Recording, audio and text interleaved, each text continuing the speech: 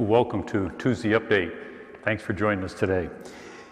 Well, it was good to have our contemporary music group with us at the 10 o'clock Mass this past weekend. Our young adults were there, and you know, there's only one vocalist, the rest are instrumentalists, so we felt safe in doing that. And we're going to look forward to someday be able to get our choir back when we can all safely sing. 8 a.m. Mass, that's going to begin this coming weekend. So we'll have the 5 o'clock Saturday Mass, the 8 a.m. Sunday Mass, and the 10 a.m. Sunday Mass. So we're hoping we're going to run that through May and June and see if people want to come to that. If we get a decent crowd, we'll continue it for the rest of the summer, but we'll make a commitment to do that 8 a.m. Mass during the months of May and June, and then at the end of June, we'll decide where we go from there. We're just hoping that might take a little pressure off the 10 o'clock Mass, which you know a lot of people are coming to now. And just a reminder, remember our doors open up a half hour before the start of Mass. We don't do any earlier than that because our ambassadors are giving up a lot of their time to come and help us.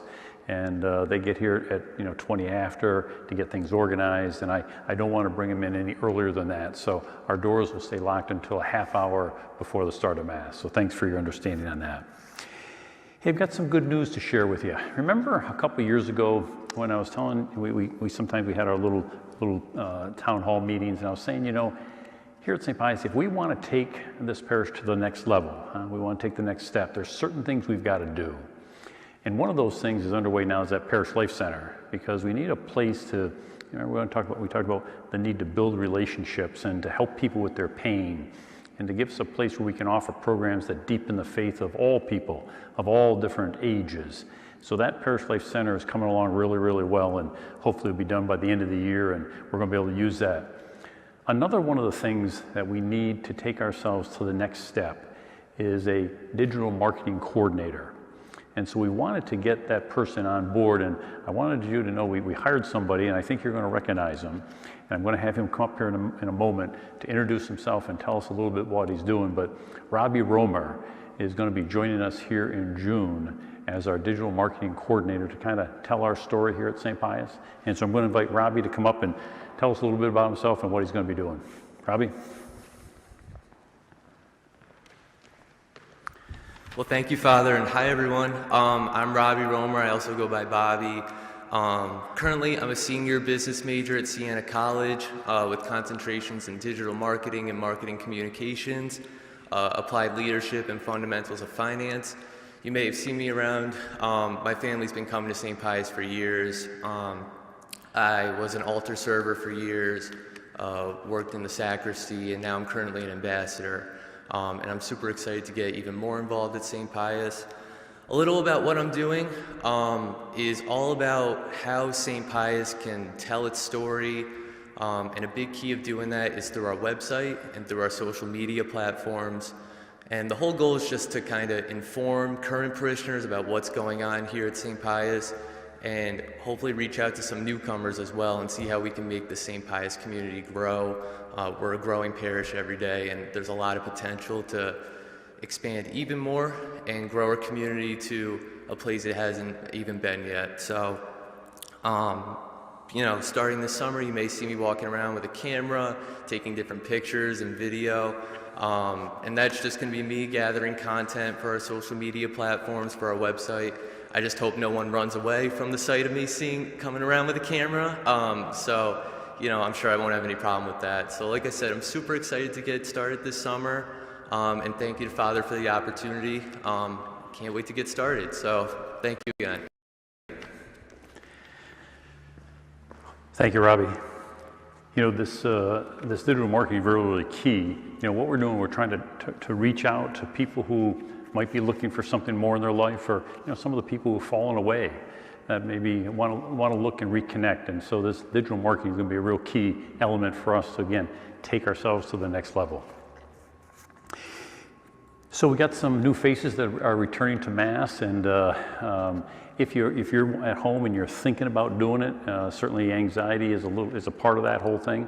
Take a look at our website. You know, we've got a little video there on guidelines and procedures for weekend Masses. Take a look at that. And I think that'll answer a lot of your questions. And again, don't be nervous when you come here. We got these ambassadors are doing a super job here. and they'll answer any questions for you, help you in any way, but we're just glad to think you might be coming back. Little construction update, you've probably been by here. If you haven't, a lot of our steel for that new Parish Life Center is going up, so that's exciting. I think that'll probably be a 2 to 3 week process by the time they get all the steel up. One of the things that's going to be happening here very shortly in the next couple of weeks is we're going to be closing off our gathering area, because and so we're going to take the Blessed Sacrament out of the chapel, we're going to close off the chapel, we're going to close off the doors that lead up the hallways to the offices, we'll close off the doors here from the church going into the gathering area, because that gathering area will be under construction. That outside wall is going to come down, because our new Parish Life Center is going to connect to our existing gathering area. Our new gathering area will be twice the size of our existing gathering area. And so that needs to be, some major construction has to take place for that to happen. So you'll be seeing that now. We'll figure out, lots of times we have as a drop point, the information hub out here for picking up Mass cards or whatever. We'll figure out something for that. But just know that will be taking place fairly shortly. Please continue to call or email us if you have any needs. We certainly want to meet any of your needs, and again, if we need to get something to you, we'll figure out how to do that, okay? Please keep our second graders in prayer. This coming weekend and next weekend will be First Communion for many of our kids. And for the whole COVID thing, we're going to be doing, we normally would do 2 First Communions. We're going to do 3 this year to kind of get everybody spread out a little bit more. But that'll be happening over the first 2 Saturdays in May. So we're going to keep our kids in prayer.